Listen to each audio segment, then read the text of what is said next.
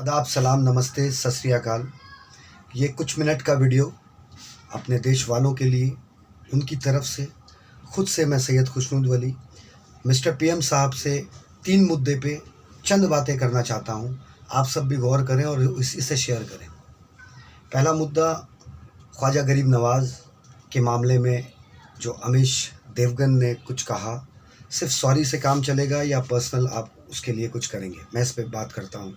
दूसरा मुद्दा कि इलेक्शंस क्यों होते हैं और क्यों होने चाहिए, जल्दी से मैं इस पर भी बात कर लूँगा।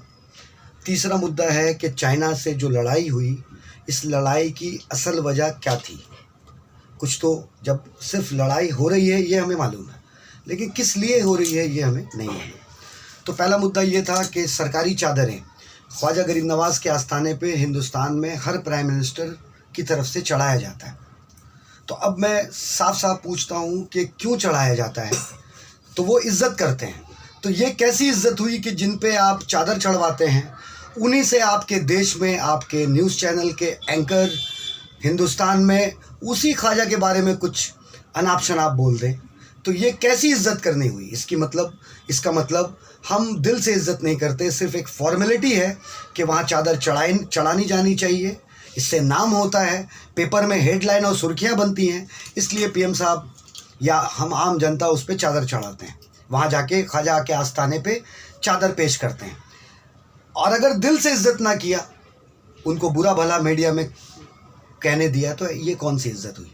तो इस पे अगर जिनको इज़्ज़त करना आता है, इज़्ज़त मालूम है, वो इस पे एक्शन ज़रूर लेंगे, मेरी बात को गौर ज़रूर करेंगे, और जिन्हें नहीं आता उनका खुदा खैर करे। दूसरा मुद्दा था कि इलेक्शंस क्यों होते हैं, क्यों होने चाहिए। मेरे हिसाब से हर नेगेटिव चीज़ में एक पॉजिटिव चीज़ होता है, और हर पॉजिटिव चीज़ में 99% पॉजिटिव होगा तो 1% उसमें नेगेटिव होना ही है। ये दुनिया का कानून है। तो मेरे हिसाब से उस एक नेगेटिव पॉइंट पे मैं बोल रहा हूँ हर पॉजिटिव चीज़ के बाद कि इलेक्शंस फ़िलहाल नहीं होने चाहिए। अब आप बोलेंगे तो क्या होना चाहिए, यही तो बीजेपी का एजेंडा है। तो बीजेपी पूरे नेगेटिव के साथ एक पॉजिटिव वर्ड को यूज़ कर रही है। मैं पूरे पॉजिटिव में से एक नेगेटिव चीज़ को यूज़ कर रहा हूँ कि तब तक नहीं होना चाहिए जब तक हम और आप ठीक ना हो जाए। लीडर बनने से पहले इस सोच को बड़ा ना कर दे कि मैं ज़माने का लीडर हूँ, दुनिया का लीडर हूँ, लोगों का आसरा है मुझसे, तो मुझे सही काम करना होगा। और सही काम की दलील ये है कि लोगों को फ़ायदा पहुँचे, ना कि नुकसान। जब तक कि हम सब, जनता भी और सरकार में बैठे जितने लीडर हमारे बनते हैं, वो सब अपने आप को पूरी तरह ठीक नहीं कर देते, एजुकेटेड नहीं हो जाते, चाहे वो डिग्री से एजुकेटेड हो या ना हो, लेकिन उस बात को प्रैक्टिकली नहीं समझ लेते हैं, उन्हें ना लीडर बनना चाहिए ना हमें बनाना चाहिए। और हम सबको तब तक वोट देने का हक नहीं होना चाहिए जब तक हमें ये ना पता चल जाए कि किस पार्टी को किस फ़ायदे के लिए हमें वोट देना है, और किस पार्टी को किस हिंदुस्तान को नुकसान से बचाने के लिए किस पार्टी और किस लीडर का चुनाव हमें नहीं करना है। ये मेरा दूसरा मुद्दा था। और मेरा तीसरा मुद्दा था कि चाइना के बारे में।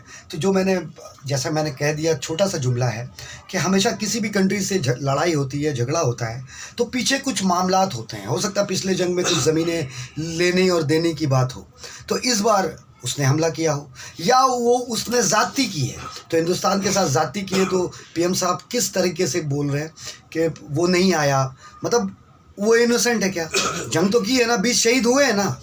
तो अगर चाइना का काम नहीं है तो किसका काम है? अगर पीएम साहब ने कहा कि चाइना ने वैसा कुछ नहीं किया जैसा कि आप सब समझ रहे हैं, या जो भी पीएम साहब ने कहा, मतलब यही था कि चाइना को इतना इल्ज़ाम मत दीजिए, चाइना को घुसने नहीं दिया हमने, वो घुसा नहीं है, मतलब उसने घुसा ही नहीं, कुछ एक्टिविटी नहीं हुआ है, तो 20 लोग मर कैसे गए? मुठभेड़ में सिर्फ वो 20 शहीद हो गए हैं हमारे भाई। तो उसकी वजह पूरी क्या है कि क्यों उसने लड़ाई शुरू की थी, ये हमें जानने का हक है और हमें बताया जाए। तो ये 3 मुद्दा आपके सामने शॉर्टकट में मैंने दिया है। अच्छा लगे तो उसको बढ़ाइए। हमें समझने की ज़रूरत है कि हमें क्या चाहिए, क्यों चाहिए, कब चाहिए, किससे चाहिए, कौन दे सकता है, कौन नहीं दे सकता है। तो जो नहीं दे सकता वो हमारा लीडर नहीं हो सकता, जो हमें सुकून ना दे, हमें राइट पैथ पे लेकर ना आए। इसके साथ मैं वीडियो को छोटा करता हूँ। पीएम साहब आप जवाब ज़रूर दें और आप सब शेयर करें, अच्छा कमेंट करें। जय हिंद, जय भारत।